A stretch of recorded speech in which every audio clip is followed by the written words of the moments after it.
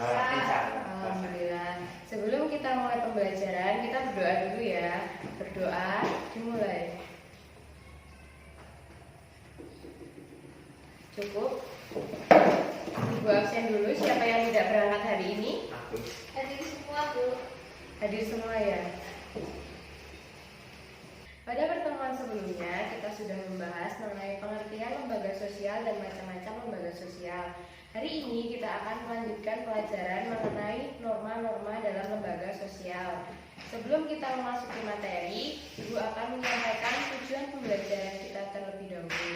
Tujuan pembelajaran kita hari ini, peserta didik diharapkan dapat menjelaskan pengertian norma, syarat norma sebagai lembaga sosial, dan tingkatan norma. Langsung saja. Pada dasarnya, manusia membutuhkan komunikasi dan bantuan dari orang-orang yang ada di sekitarnya. Sehingga manusia disebut sebagai makhluk sosial. Iya, manusia disebut sebagai makhluk sosial. Agar hubungan antar manusia dapat berjalan sebagaimana mestinya, maka dirumuskanlah norma.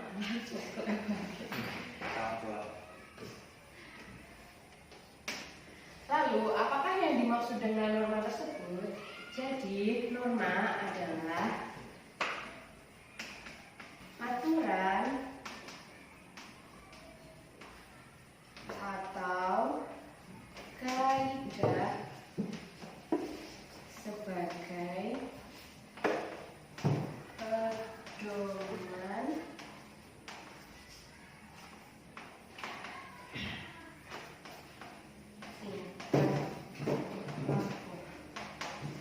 Jadi, norma adalah aturan atau kaidah sebagai pedoman dalam bertingkah laku.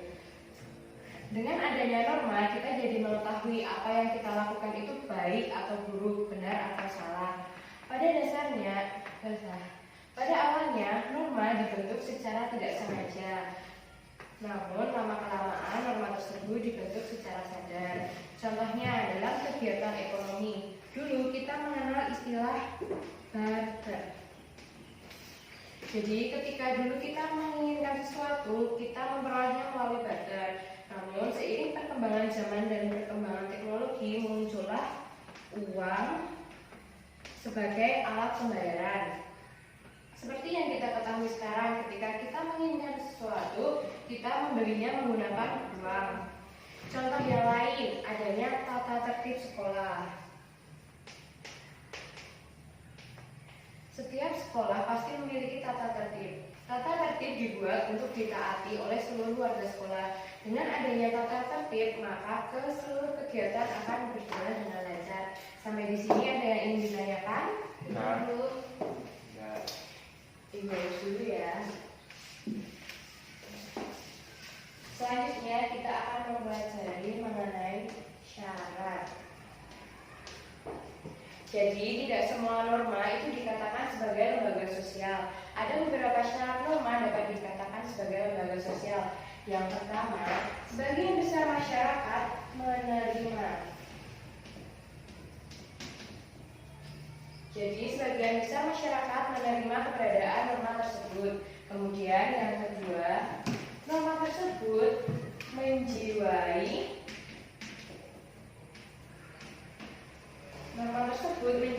seluruh warga dalam sistem sosial.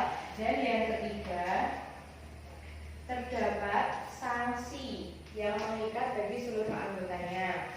Selanjutnya kita masuk ke tingkatan norma.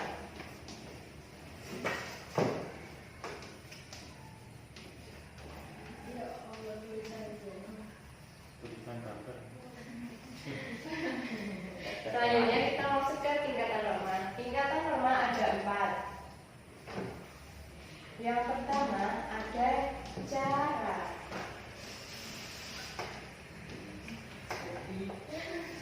Yang pertama ada cara atau usage. Proses interaksi yang terjadi secara terus-menerus akan melahirkan pola tertentu yang disebut dengan cara atau usage. Cara dapat kita lihat dari bagaimana kita berperilaku dalam masyarakat. Contohnya, seperti saat ini ketika masih dalam pandemi, kita harus selalu mencuci tangan dengan baik. Ada beberapa cara mencuci tangan yang baik. misalnya dengan mencuci tangan dengan sabun, kemudian menggosokkan telapak tangan, punggung tangan, ibu jari, dan lain sebagainya. Apabila kita melanggar cara atau usage ini, kita tidak akan mendapatkan sanksi, melainkan mendapat celaan atau teguran. Yang kedua ada kebiasaan.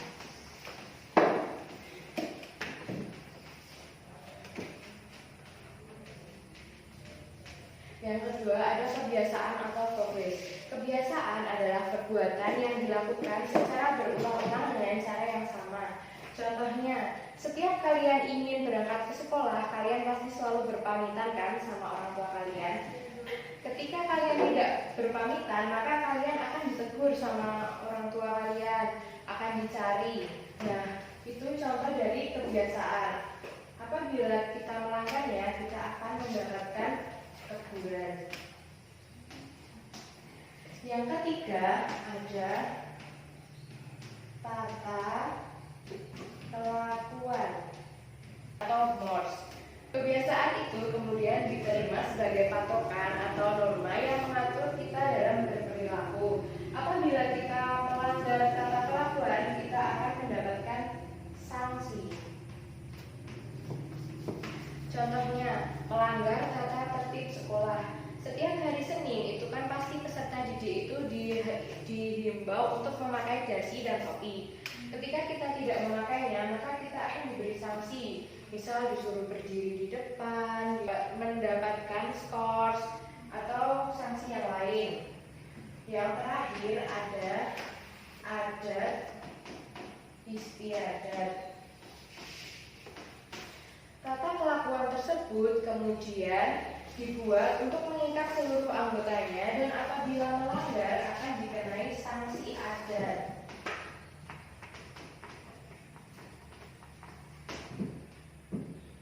Contohnya adalah ketika kita melanggar adat orang Bali, pasti kita akan memperoleh sanksi adat di tempat tersebut. Sampai di sini ada yang ingin ditanyakan? Kalau belum ada, Ibu akan membagi kalian menjadi 2 kelompok. Sudah ada kan kelompoknya? Pilih sendiri ya. Iya. Hanya Ibu akan membagikan LKPD-nya. Silakan.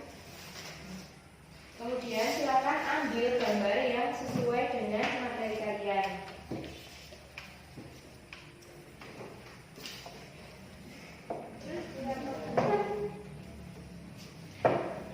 Kalau sudah, silakan baca dulu perintahnya.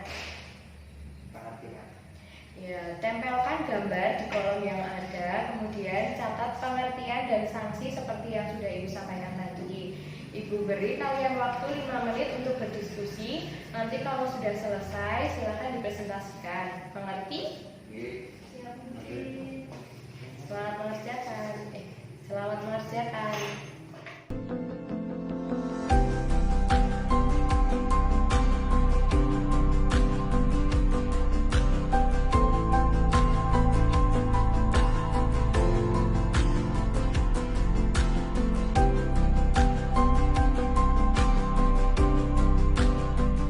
Sudah selesai? Silakan kelompok 1 dipresentasikan. Ya.